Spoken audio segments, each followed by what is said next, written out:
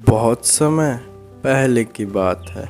एक जंगल में टूना चिड़िया और लाली चिड़िया रहा करते थे। टूना चिड़िया और लाली चिड़िया बहुत अच्छे और पक्के दोस्त हुआ करते थे। वो जहाँ कहीं जाते एक साथ, सारा दिन वो एक साथ ही रहकर गुजारते।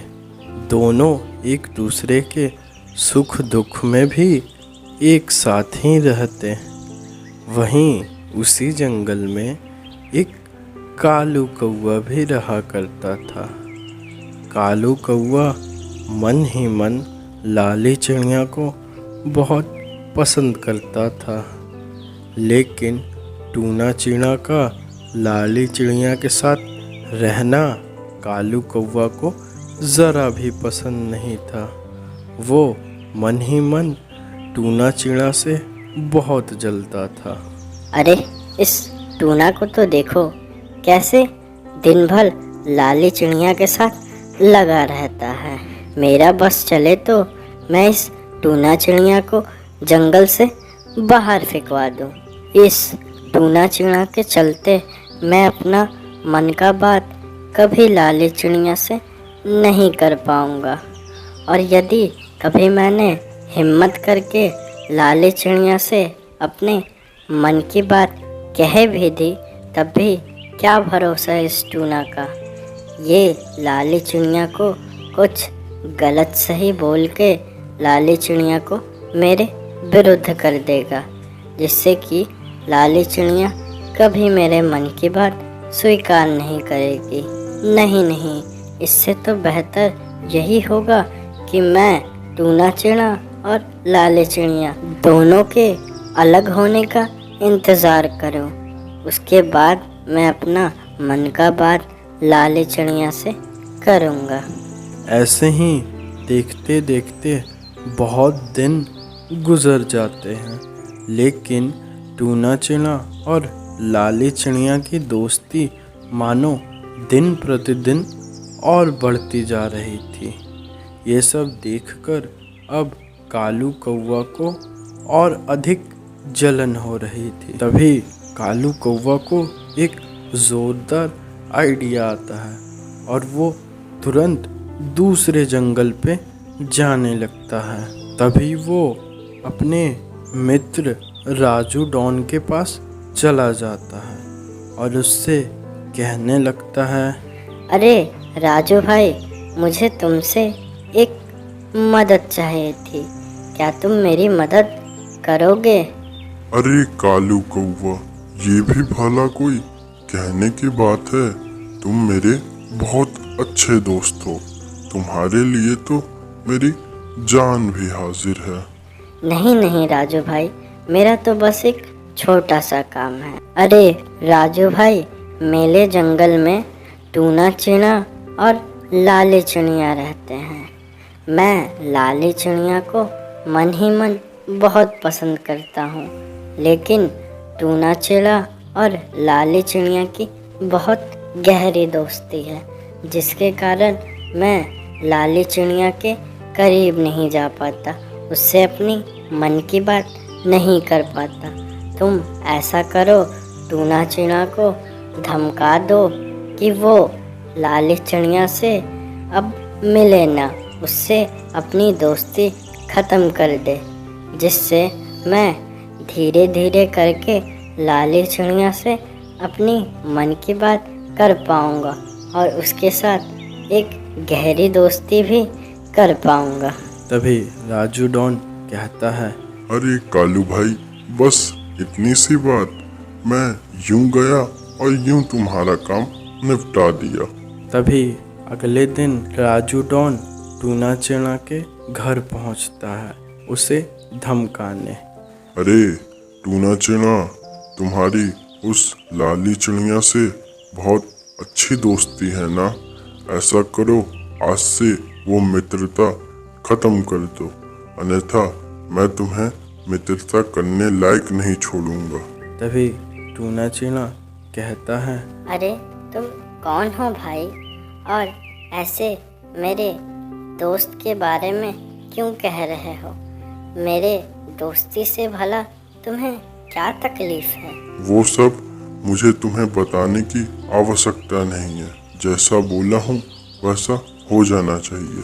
कल से तुम लाली चिड़िया के पास नहीं दिखोगे, अन्यथा मैं तुम्हें छोड़ूंगा नहीं। तभी राजू डॉन की ये बात सुनकर टूना चिड़ा बहुत डर जाता है और अगले दिन से ही लाल चिड़िया से मिलने नहीं जाता है। तभी इस मौके का फ़ायदा उठाकर कालू कौवा धीरे धीरे लाल चिड़िया के करीब आने की कोशिश करता है, लेकिन चूँकि लाल चिड़िया को अभी तक ये समझ में नहीं आ रहा था कि इतने दिन हो गए टूना चिड़िया उसे अभी तक मिलने क्यों नहीं आया, इसलिए वो कालू कौवा की बात को अनदेखा करके टूना चिड़िया के घर चल जाती है उससे मिलने। क्या हुआ टूना चिड़िया? मुझसे कोई गलती हो गई ना क्या, जो तुम इस तरह मुझसे मिलने नहीं आ रहे हो? तभी टूना चिड़िया अपनी सारी बात लाल चिड़िया को बता देता है। तभी लाल चिड़िया को धीरे धीरे सब बातें समझ में आ रही थी। वो समझ चुकी थी कि कालू कौवा ने ही टूना चिड़िया के घर में गुंडे भेजे होंगे उन्हें तंग करने के लिए। इसलिए अब लाल चिड़िया कुछ योजना बना रही थी जिससे कि वो अपने दोस्त टूना चिड़िया का बदला ले सके कालू कौवा से। तभी लाल चिड़िया को एक आइडिया आता है और वो कहती है, आइडिया ऐसा करती हूँ मैं कि मैं कालू कौवा से दोस्ती कर लेती हूँ और उसे अपने घर लेके चलाती हूँ और उसके लिए बहुत बढ़िया भोजन बनाऊंगी, लेकिन उस भोजन में जहर मिला दूंगी जिससे कि कालू कौवा मर जाए, और कालू कौवा यदि मर गया तो फिर टूना चिड़िया आज़ाद हो जाएगा उन गुंडों से और हम फिर से एक साथ दोस्त बनकर रह सकेंगे। तभी लाल चिड़िया ऐसा ही करती है। वो कालू कौवा से दोस्ती कर लेती है और उसे अपने घर लेके चलाती है और उसके लिए बहुत बढ़िया भोजन भी तैयार करती है, लेकिन धीरे से उसमें जहर डाल देती है। वहीं पीछे कालू कौवा भी लाल चिड़िया को जहर डालते देख लेता है। तभी लाल चिड़िया कालू कौवा को भोजन परोसती है। तभी कालू कौवा कहता है, लाल चिड़िया, मैं जानता हूँ तुमने मेरे भोजन में जहर मिलाई हो, लेकिन चूँकि तुमने इतने प्यार से मेरे लिए भोजन बनाया है तो मैं ये जहर वाला भोजन भी खा लेता हूँ।